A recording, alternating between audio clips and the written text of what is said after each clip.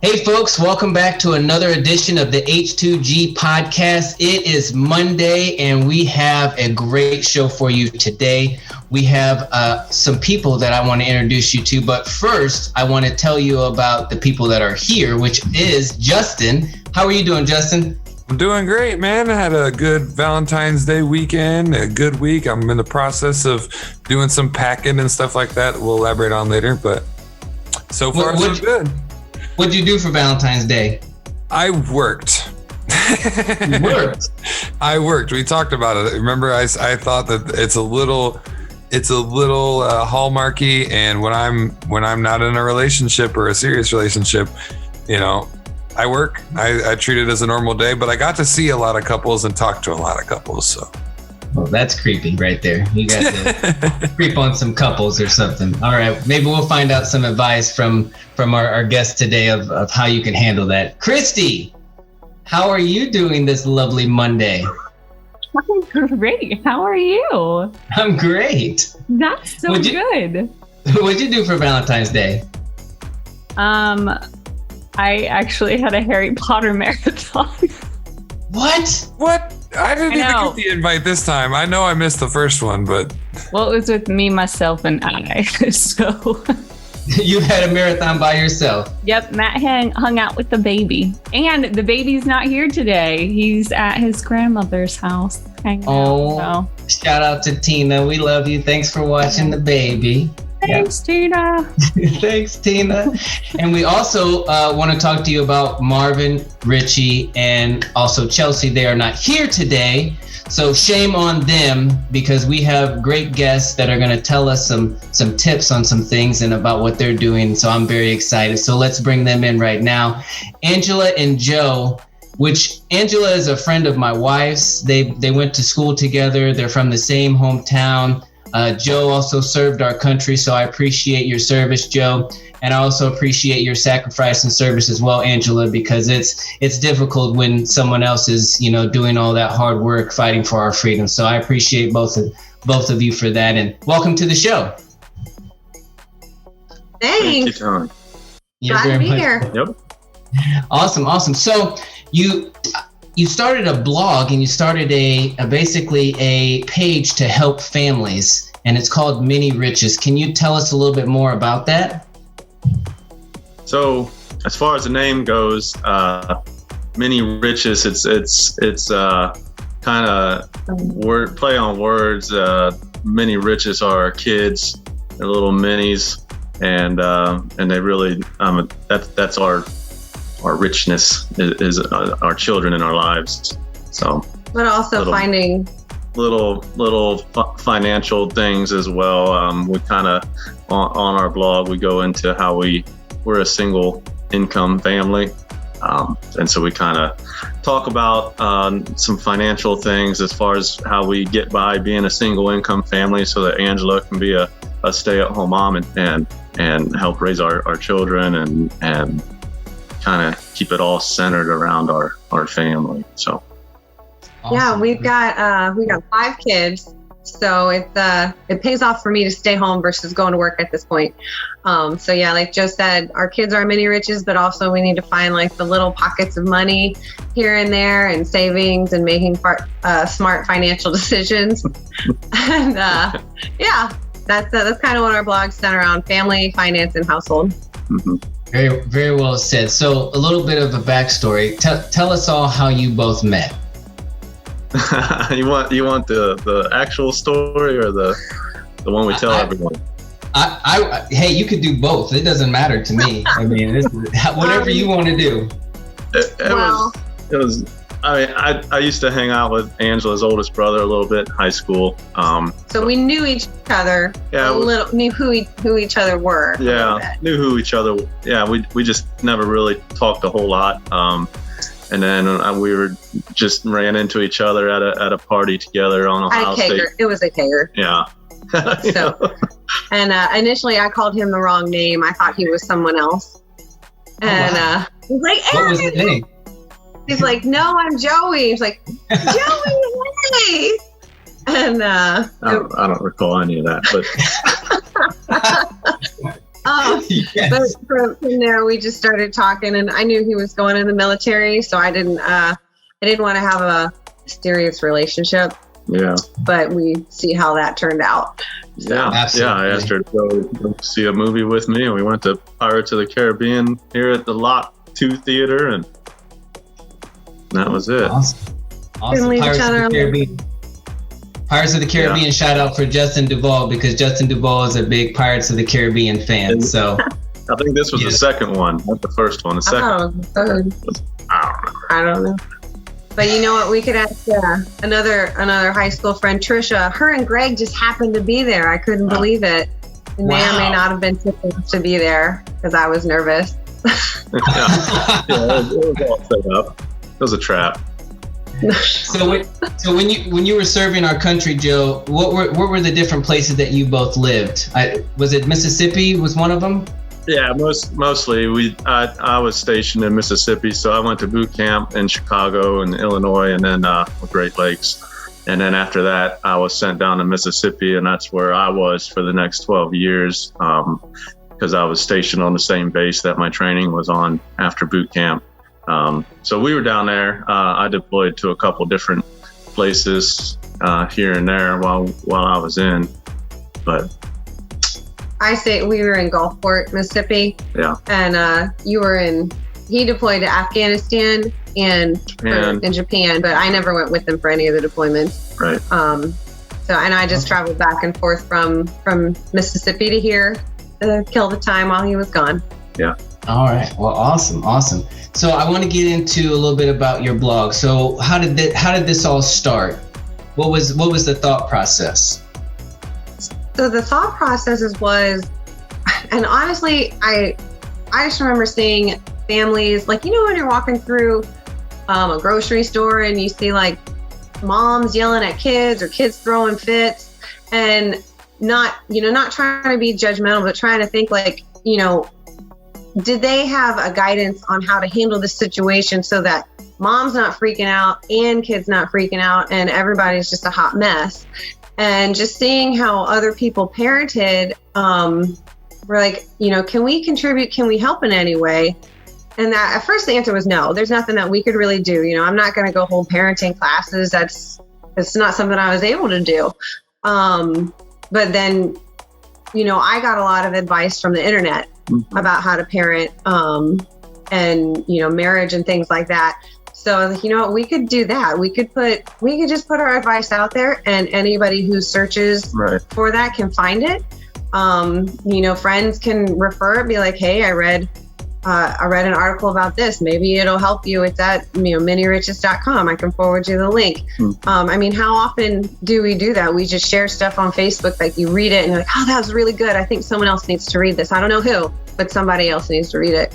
So just seeing that, everybody needs a little help everywhere. Like, there's parenting books. I don't have time to sit down and read a book. Like, I got 10 minutes, and that's about the length of each of our posts, is about a 10-minute or less, or maybe a minute more read.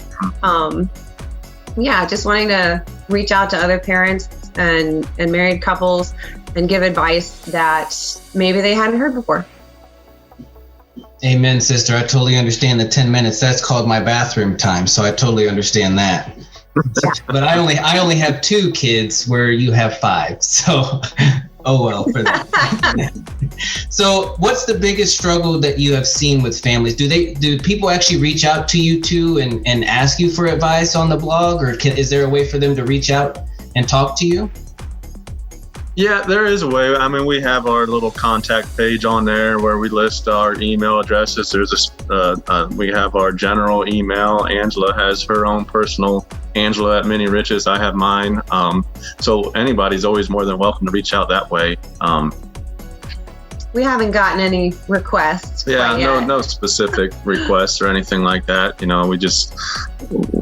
We have an email that you can sign up for, and then you're notified with our latest post notification. You send an email and whatnot. But and there's other avenues out there to get our thoughts and advice out there. Quora is a popular website. Just ask questions, and so we go on there, and answer those questions from our perspective. Like, obviously we can't answer every question, but the ones that pertain to parenting and marriage and married finances, we go ahead and give our advice and or just some that just really hit close to home.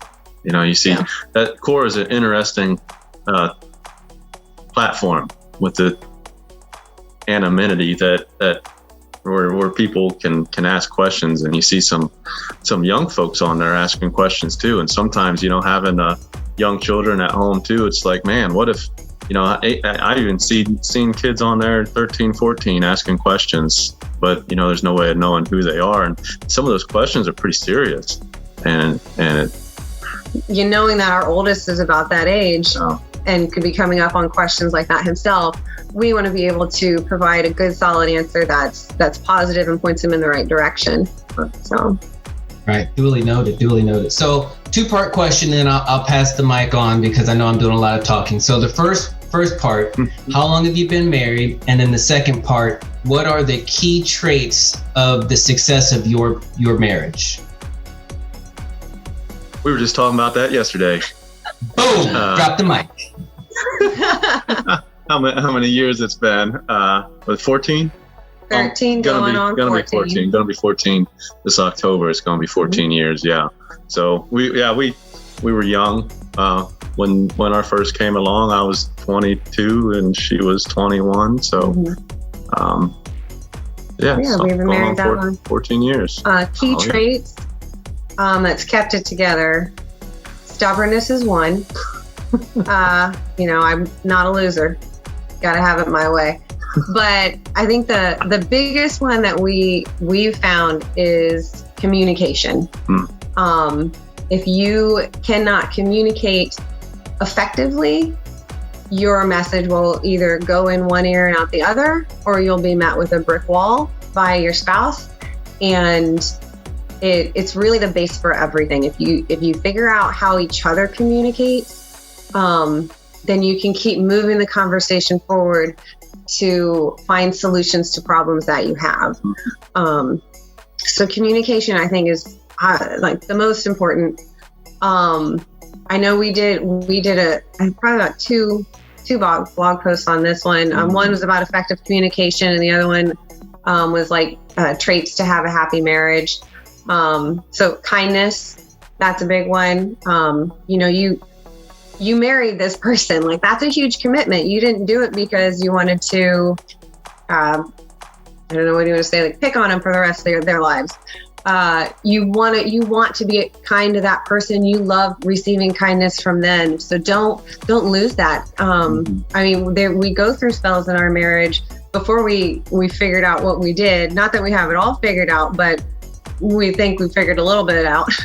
That, kindness, going out of our way for another person, having understanding that, even though I'm feeling this way, he may not be feeling that way. And that, she says communication it's so interesting. We all speak the same language, but at the same time, the language is nothing. It's so different, the way Angela would communicate compared to how I communicate. It's like two different languages. So I think getting early on figuring, and I guess it took a few years, but getting on the same level as far as how we communicate with each other, and then also just being able to fill your heart from the happiness of your wife. That's it's selflessness. So selflessness is big, and intimacy is always a big one too. Not just what we do in the bedroom, but throughout the day with each other, of having our love language, or being hugs and kisses. However, whatever your spouse's love language is, it's good to figure that out, because ours is different. Mine's more acts of service, and yours is, what is yours? I'm still figuring that out. A little more like words of affirmation. He likes to know he's doing a good job. Right. Good. But again, Good. that comes from communication. Right. Having to have those. I mean, at first they seem like awkward conversations, but they're not, because that's your spouse, your better half or your equal, however you want to say it. You should be able to talk about any and everything. And even if it's a weird conversation, I'm upfront about that with Joe. I'm like, I feel weird talking about this. Please don't make fun of me. And he tries to understand and accept that. And eventually he makes fun of me for it, but I expect it. I know that now.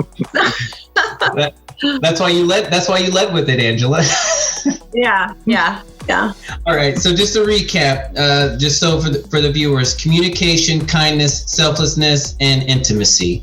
And when they speak of communication, they're talking about not just talking, they're talking about also hearing. So, right.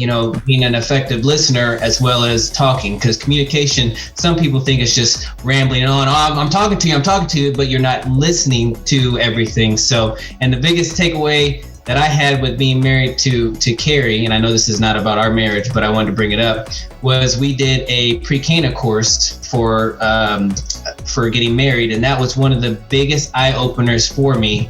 They had a star that was hanging from the ceiling, but from her angle, they put all the guys on the left side and all the girls on the right side, and all the guys could see the star, and all the females could see it was basically just a square.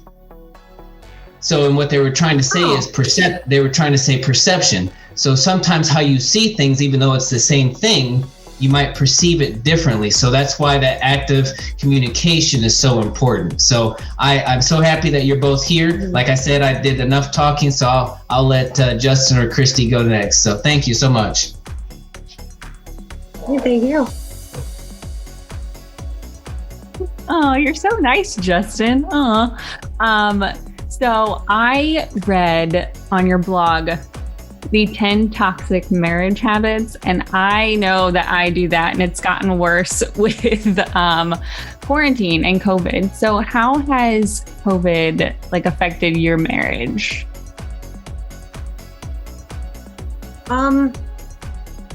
So I don't think COVID's affected ours a whole lot, in the sense that, so when we moved down to Mississippi, we didn't have family, we didn't have friends, we were each other's. That was it. It was just us. It wasn't, So, we made friends, but those friendships weren't as close as our family and our friends back home at the time. They're new friendships. And when we moved off of base housing into our own house, we didn't know anybody on the street. So it was just me, my husband, my children. Right. I provided daycare, so there were a couple kids coming in and out. there was a time we weren't getting along. We couldn't run off down the street to our parents' house or our friend's house. Like that. We were stuck together. So I feel like we were kind of prepared for this throughout our lives. Prepared as you can be. To be stuck together. And I enjoy his company for the most part. There was a time he stayed home from work for about 4 weeks, and the first 2 weeks were okay. The third week was pretty rough. But then by the fourth week, we figured out what made it rough, what we could do to do better.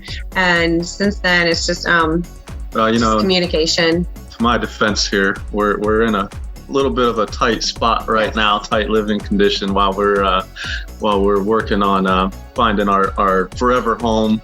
So when I was working from home, I was actually my office was a hallway. So yeah. So kids running back and forth, me doing laundry from bedroom to living room. And so that was kind of difficult. There's no dedicated space you could go close the door. He was still in the middle of all of it. But, it just makes you get through it and makes you better. Mm-hmm. Aw, that's so cute. I do have another question about parenting during COVID. I know I'm a new parent, and my kid's back at daycare, so he went to daycare as soon as we could. But having the kids home from school, how did that affect you in your marriage? Did that change it at all? How'd you handle it? I don't think it really it made things a little more stressful because we have 7th grader, 5th grader, 2nd grader, and pre-kindergartner and a pre-kindergartner and a toddler. And all of a sudden, in one day, you have to be a second grade teacher, fifth grade teacher, and seventh grade teacher.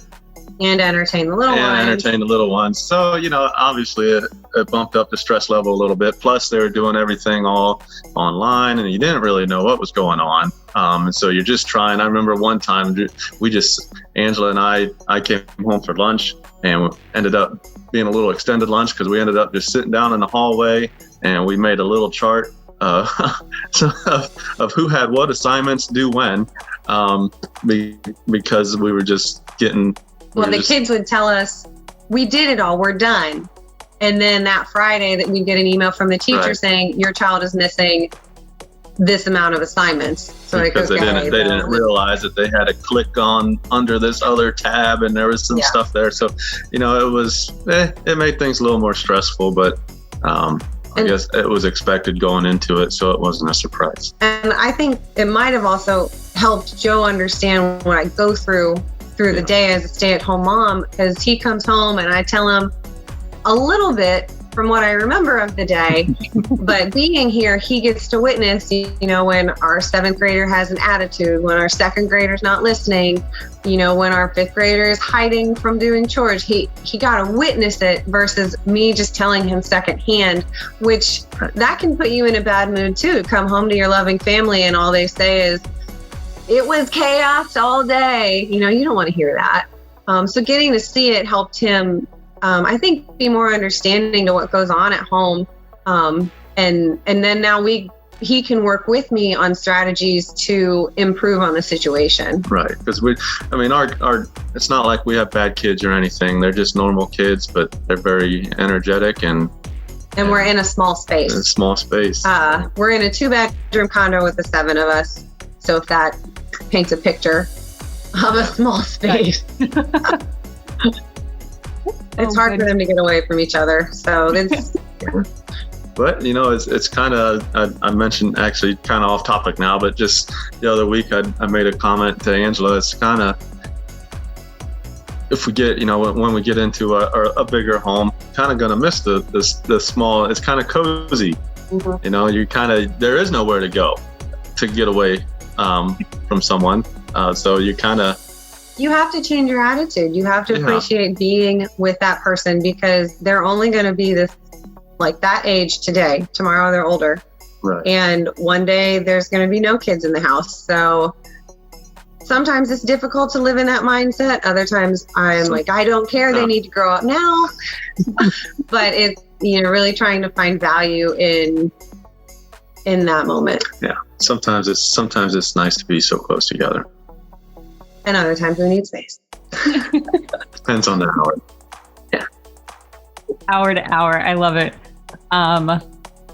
It really hits home that basically everything that hit you just focus more on your communication between each other. You have to sit down and do this stuff. So it really, the communication really is a huge part of a marriage.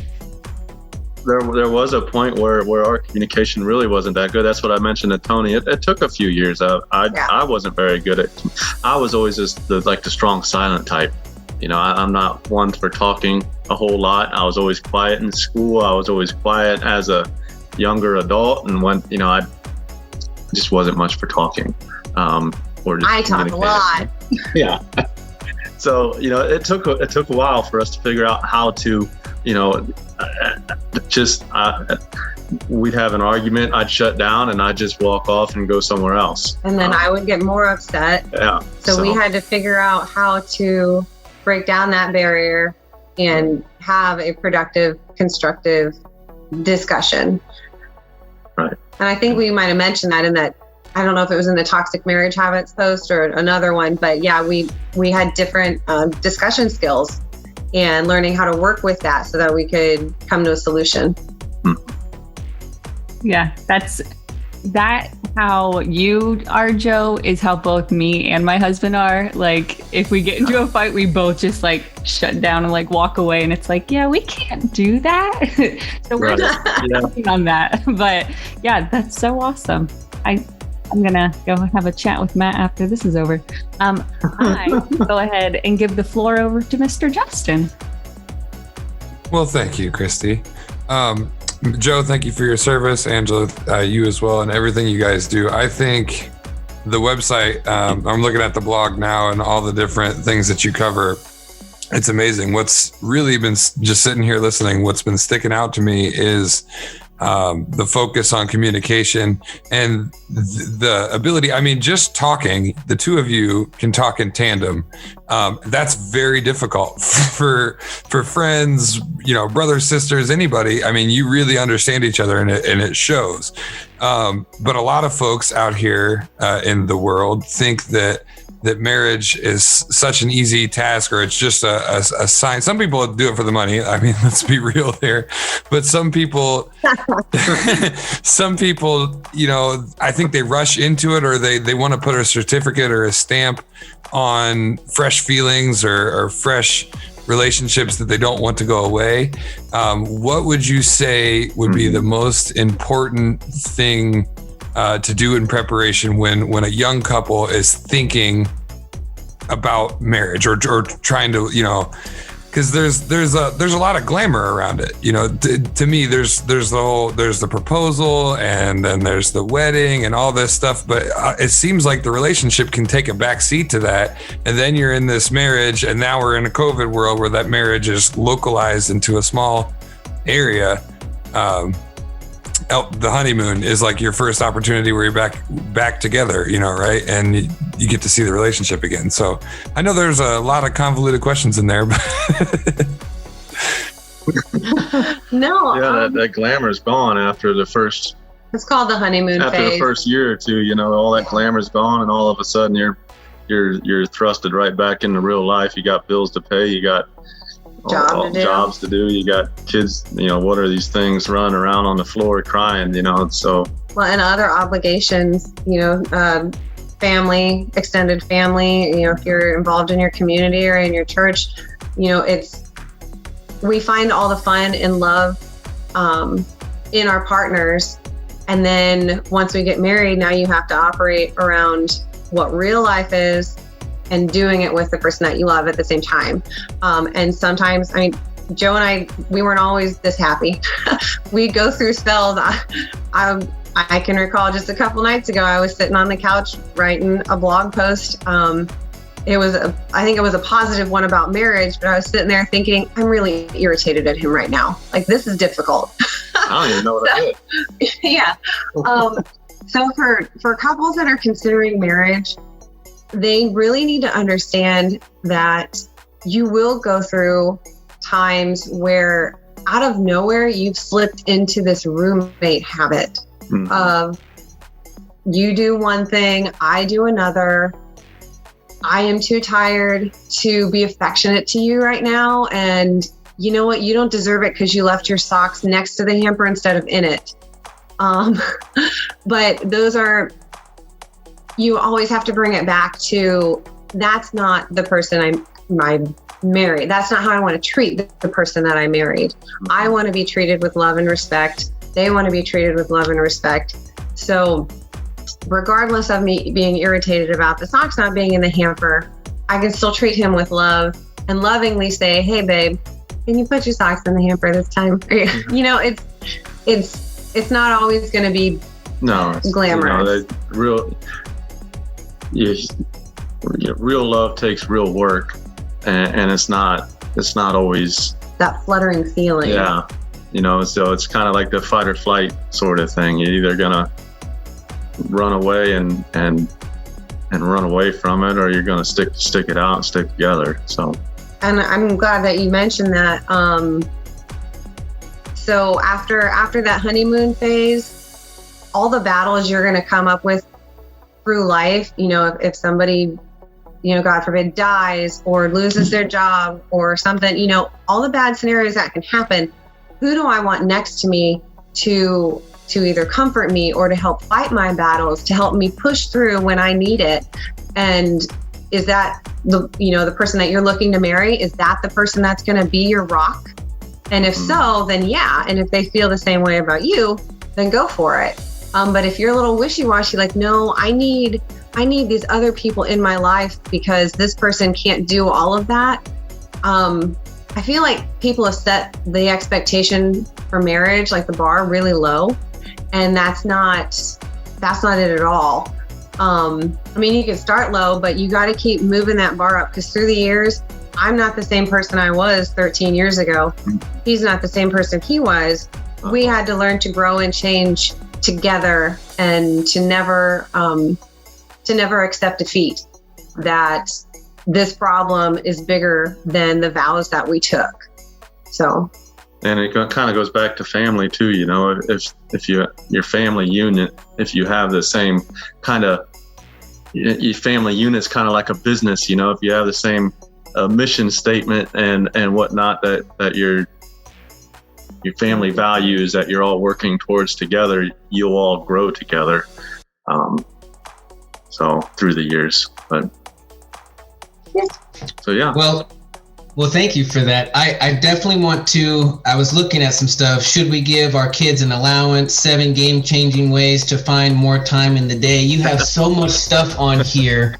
And for the people that are watching, you're going to have access to their website, so you can also take a look as well.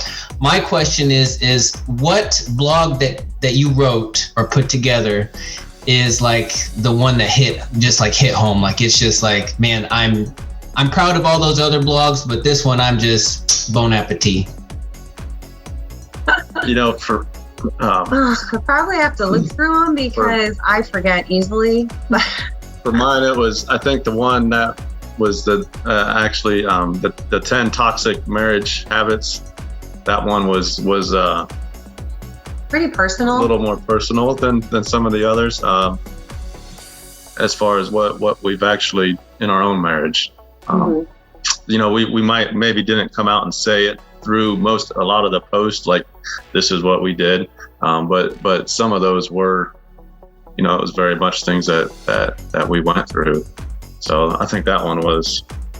It was very truthful, and we were vulnerable in it, and we tried to give the best examples that we could, saying that, hey, we've been there, and we know that we're not the only ones that go through it. I mean, I talk to friends, you know, and you just hear little bits here and there, but it, you know, it pieces it together that they also go through these things.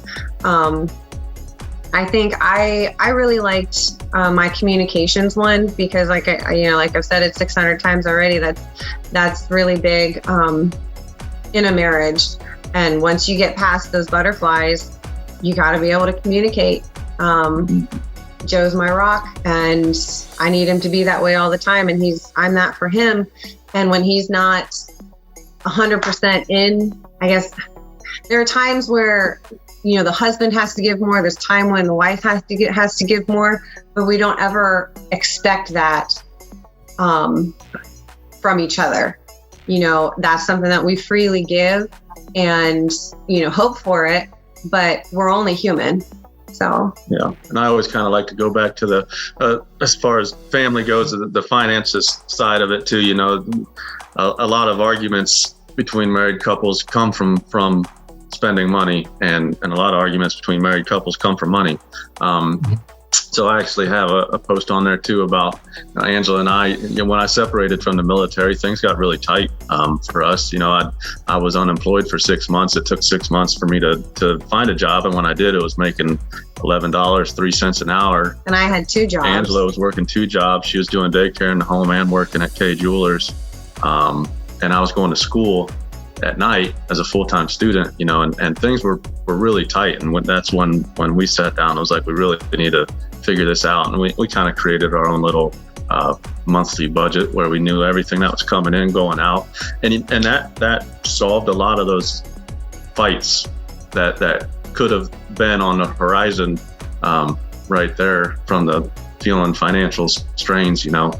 So I like that post a lot too, because I feel like that's really important for, you know, just for any family unit to make sure that, you know, you're staying within your means. You know, you can't give your kids everything under the sun. Well, not sometimes not just staying in your means, but through creating the budget. You know, so I stay at home. I don't earn a paycheck from the man. He does. I get his money. but being honest about where it's coming from, or how much you're getting, like having that honesty between each other and building that trust. For families that are 2-income families, I've read different things about the pros and cons of either keeping your bank account separate or together. And when it was all said and done, Joe and I thought about, like, if we had 2 incomes, we would want it to still be together, because that is a way for us to keep our trust and our honesty. And also, it would be easier to divvy up. I feel it would be easier to divvy up where things need to go. If all the money's coming into the same pot, you can pull from where it needs to go. And everybody's being honest about what's being spent. There's no secrets. Yeah. And for the folks that are dual income families, and there's nothing wrong with from what I know a few others who have a little allowance that goes towards theirs, because usually in a marriage there's one that's the spender and one that's the saver, Right. So have a little allowance that goes towards your spending money, or what have you. But you won't really know what that amount can be if you don't have a budget to begin with. So Right. Well, I definitely appreciate both of you coming on. Here at the H2G podcast, we do the last word. So, just a couple of seconds. And then also, you can give information of where people can find more information about you. So take it away. All right. My last word, one that I really like a lot, actually comes from Mother Teresa, and it's something that we're trying to do with our blog here. And it's a quote that she said: "If you want to change the world, go home and love your family." So that's all I got for my last word. My last word, because I always get the last word, it's my favorite quote. You can find it on the blog. It's: "Sacrifice can be difficult and irksome. Only love can make it easy, but a perfect love can make it joyful." Joe and I's isn't perfect, but striving for that, we keep the joy in our marriage, even through the struggle. Your listeners can find us at www.miniriches.com. We're also on Facebook at miniriches.com. And we're on Facebook, Instagram, Pinterest, and Twitter. Yeah. So that's it. And you can get to all those pages from our website, www.miniriches.com. Well, awesome. And I appreciate you both being on, and thank you once again. And, there's a lot of stuff you can learn here, so I encourage people to look it up. You're watching the H2G podcast. We will catch you next time, which will be tomorrow at 7 p.m. Have a wonderful night. Thanks for having us. Thank you. Thanks for coming on.